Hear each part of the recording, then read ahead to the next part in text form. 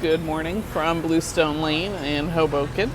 I'm going to be reading you my latest column. This one is on my blog, unfetteredexpression.com. The title of it is, Put the Elite Label Where the Sun Don't Shine.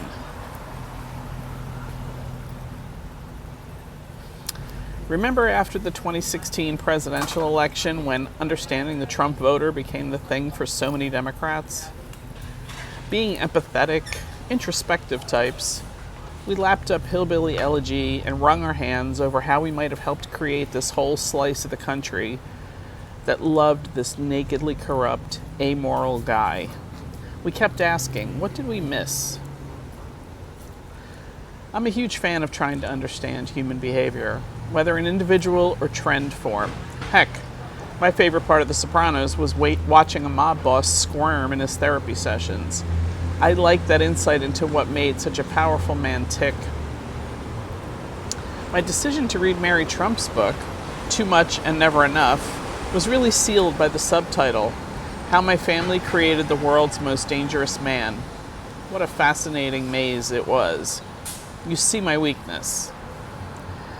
I share that to lead up to this.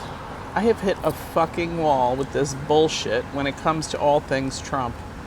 I am now, it seems, full out triggered by such attempts to understand, most recently by New York Times columnist David Brooks in a piece headlined, What if we're the bad guys here?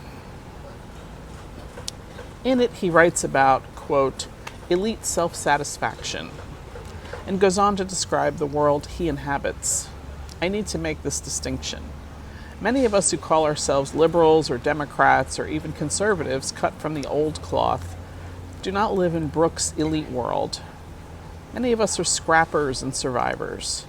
We are not better off financially than the Trump supporters in our lives, nor is our social status a station above theirs.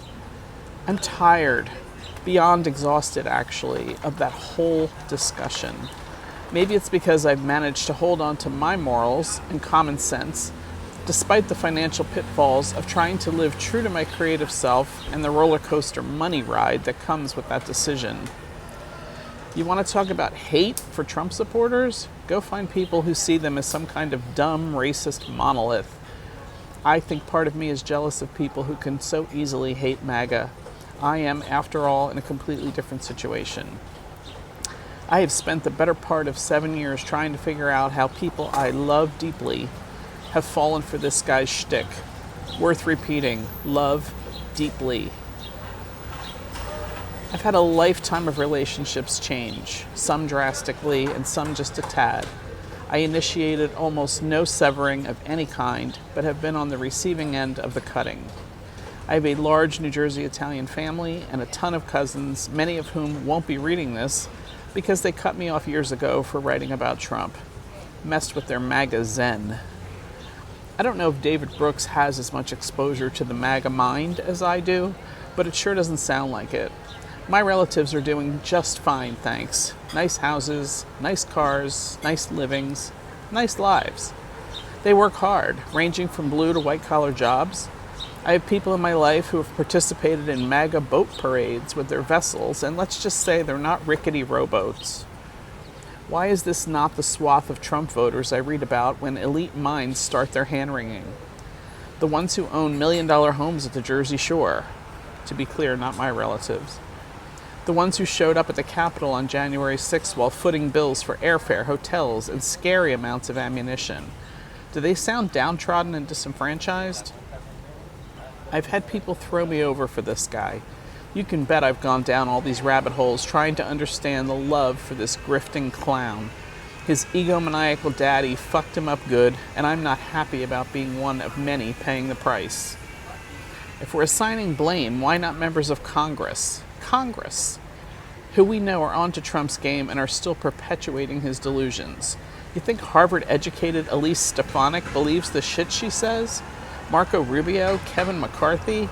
They've inserted themselves between Trump and people like my relatives to keep inciting violence and furthering proven lies about the 2020 election, among other things. It serves their interests. How about right-wing media? Also wedged oh so nicely between Trump and people I love.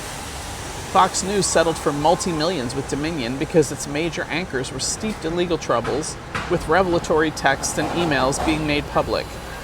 We have proof they know they're lying to their viewers, but they count on their viewers being too insulated to find out or care. They're towing the line and figuring out how to have it both ways, this clever entertainment enterprise.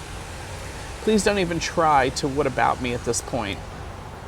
I know everyone has biases and media outlets manipulate as the norm. I'm talking about actionable, proven untruths here. Trump supporters largely don't read documents like indictments or the Mueller report or watch things like the January 6th congressional hearings because they've already been told by their media that they're illegitimate. That leaves us a choice of debating them when they aren't fully informed, maddening, or shutting down and not bothering because their sources have muddied the truth and facts. Like countless others, I have made statements in conversations that are objectively true and have been told it's my opinion. No. That's the sick brilliance of Trumpism in a nutshell. He says it, denies it, twists it, doubles down, until you haven't a clue how to function in his topsy-turvy make-believe world. A cosmic joke where accountability is a farce, and, I have to believe, Jesus keeps scratching his head when his name is invoked.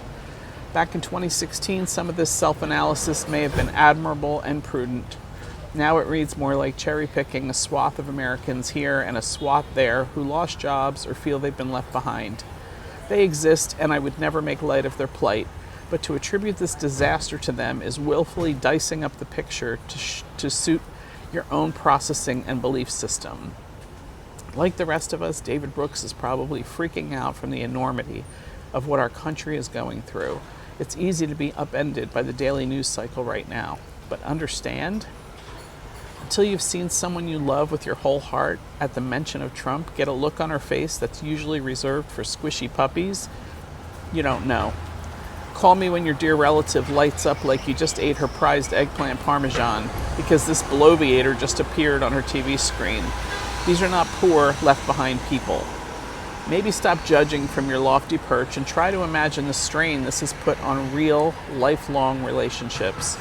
Not just when Trump was elected in 2016, but now when his supporters mind-bogglingly triple down their support of an ex-president with a pile of indictments. Perhaps stop boiling it down to political difference in an attempt to make it sound like we can't be in relationship when we disagree. That's insulting and, blatantly false. I can't sit idly by while a major party's candidate keeps grifting, obstructing, and making a mockery of our democracy. I'm done entertaining false equivalencies. If that means I'm sitting in a pool of my own elitism, then wow, okay. Bring me a nice floaty because I'll be hanging out here for a while, basking in my desire for the return of facts and truth. Thank you for listening.